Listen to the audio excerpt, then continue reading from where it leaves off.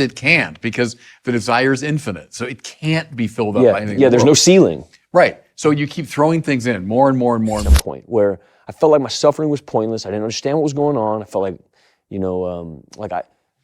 and Father James walks me through like offering your suffering up as a purposeful, as like intrinsically valuable, that God taps certain people to go through certain suffering so that they can be more effective at bringing the good news forward. And we start talking about purpose. And I'm questioning like what my purpose is, because before this moment, my purpose was just to be a good actor. My purpose was just to be the best actor. That was my whole purpose in life, like just such a little dream, like the dream of an ant. Yeah. And James says, what are you good at? And I'm like, I'm good at bleeding in front of people. He's like, what are you talking about? I was like, well, that's what I do. I sort of just throw myself at walls. They film me. People tell me it's good. That's all I know how to do. He's like, okay, so you're good at suffering. How are you going to help other people with that? I was like, I guess I'll make movies and stuff. And he's like, yeah, but what else?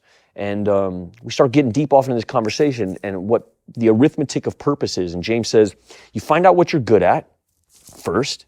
You find out how you can help other people with that. And that is your purpose. Yeah. And that's the leapfrog.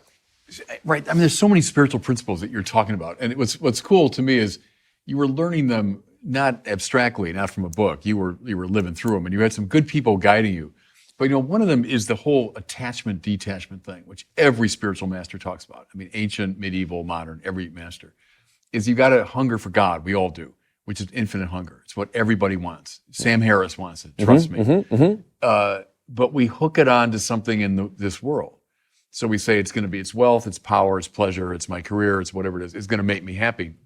And of course it can't, because the desire is infinite. So it can't be filled up by anything. Yeah, there's no ceiling. Right. So you keep throwing things in more and more and more and more. And of course it doesn't work. And that's how we get addicted, which is, I think, why attachment in the classical spiritual masters is very much like addiction today, that we know a lot about, that we get addicted to these things. And you're addicted to sex or to booze or to drugs or to success or to my own ego, all that stuff, So you would wander down that path. I was wearing a success mask for 30 years.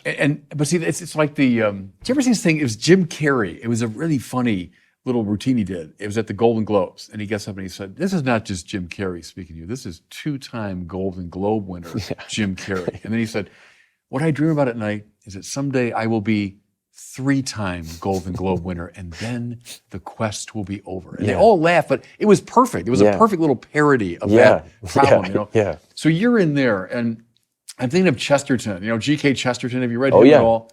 He's at one of